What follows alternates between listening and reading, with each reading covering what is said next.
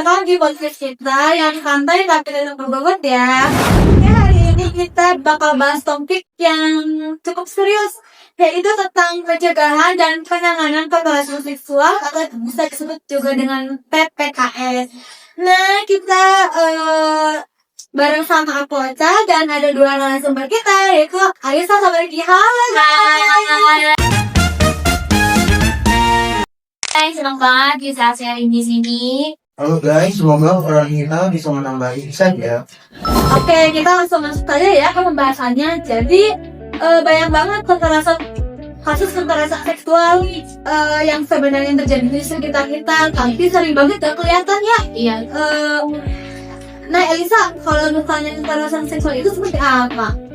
Oke, jadi gampangnya seksual itu adalah apa ya? Oke, jadi gampangnya kekerasan seksual adalah segala tindakan yang berhubungan dengan pelecehan seksual tanpa persetujuan si korban.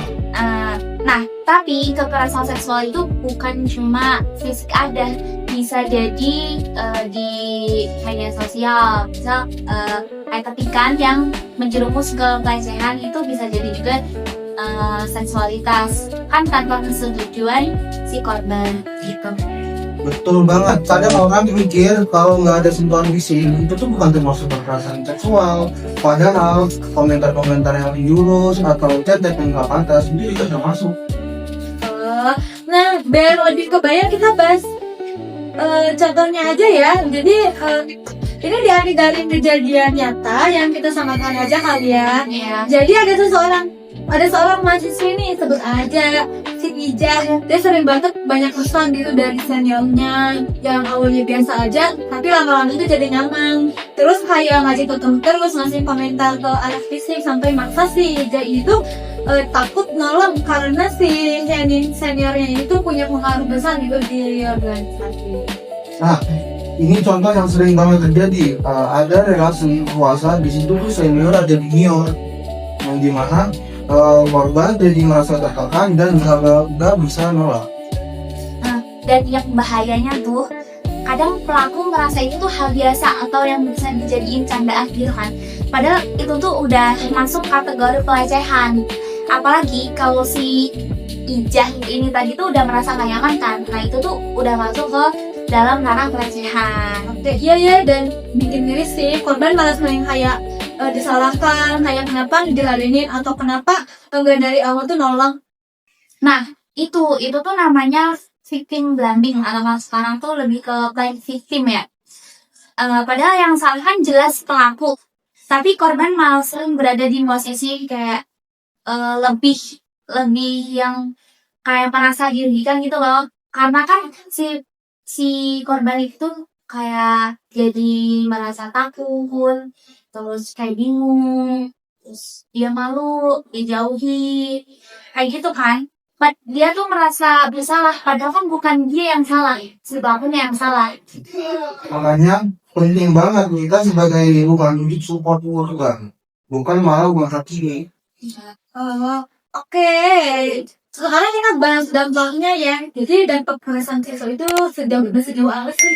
Oke, jadi dampak kekerasan seksual itu udah besar banget ya. Dia tuh bisa secara psikologis. Nah, secara psikologis korban pelecehan ini nanti itu bisa jadi kayak dia trauma, depresi, bisa nimbulin anxiety gitu kan. Nah, kalau secara sosial dia malu kan karena dia jadi korban kekerasan seksual. Terus dia juga bisa dijauhi. Terus secara akademik dampaknya itu kan dia secara sosial aja udah malu, udah dijauhi ya. Nah, jadi kayak misal kalau dia tuh mahasiswa, dia bakal malu kan kalau datang ke kampus karena dia jadi korban pelecehan seksual gitu. Dan ini bukan efek yang KBRX aja, bisa panjang banget kalau nggak ditangani dengan baik. Betul, nah makanya disarankan kalau mengalami kekerasan seksual itu baiknya langsung aja ke psikolog biar nggak jadi efek jangka panjang. Tapi itu nggak bakal mudah sih buat si korbannya itu, karena dia bakal down banget kan abis ngalamin kekerasan seksual itu. Nah tapi biar nggak jadi buang waktu buat si korban kekerasan seksual itu, baik dia tuh langsung ke psikolog atau dia punya backup, misal teman cerita atau orang tuanya, gurunya, kayak gitu. Oh, terus kalau ada kasus kayak tadi sebenarnya apa sih yang dilakukan? Nah, pertama nih, apa sih yang harus dilakukan? Pertama, korban harus tahu bahwa dia tuh berhak merasa aman. Dia aman karena dia bukan pelakunya, dia korban. Nah, kalau memungkinkan, simpan bukti cannya. Dia kan si Ijah ini tadi kan di itu ya, di lab pelajarannya tuh secara daring ya, di WhatsApp gitu ya. Nah, itu tuh simpen dulu bukti cannya. Nah, kedua, lapor ke pihak yang dipercaya, bisa kampus atau lembaga terkait atau mungkin di organisasi itu kan ada kayak strukturnya, ada ketua, ada kayak gitu-gitu. Nah, itu bisa jadi lapor ke pemimpinnya organisasi itu dulu, biar si siapa pelaku si Ijah ini itu tuh di apa, ditingkat gitu loh, gitu. Dan penting juga ada pendamping. Jangan bukan ujakan korban sendiri, bisa dari teman, keluarga, atau profesional psikolog konser. konselor ya, Iya. konselor. Berarti kalau dari segi pencegahan apa yang bisa kita lakukan sebagai mahasiswa? Simpel tapi penting. Harga batasan orang lain. Jangan normalisasi hal-hal yang sebenarnya nggak pantas. Betul. Dan edukasi diri ya, pahami apa itu consent. Nah, kalau seseorang mudah ngerasa gak nyaman, ya udah stop, nggak usah dilanjutin, karena itu bukan, kadang tuh orang nggak bisa menerima candaan yang berlebihan, bener nggak sih? Iya. Yes. Setuju banget ya, karena lingkungan yang aman itu dibangun bareng-bareng ya. Terus udah segitu aja.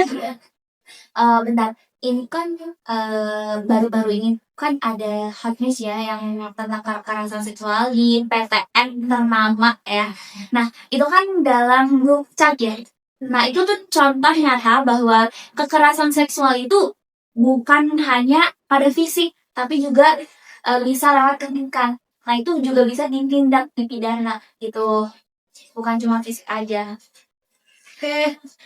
Oke guys, jadi dari obrolan kita hari ini bisa disimpulkan ya bahwa kekerasan seksual itu nyata, bisa terjadi di mana saja dan dampaknya serius, takut banget. Tapi kita bisa mencegahnya dengan kesadaran edukasi dan saling support ya guys. Terima kasih banget buat Alisa dan Ricky. Thank you juga. Dan buat kalian yang lagi dengerin, jangan lupa respect others and respect boundaries. Oke, cakep ya. Oke teman-teman, sampai ketemu di episode berikutnya. Sampai jumpa. Selalu ada ya. Dah.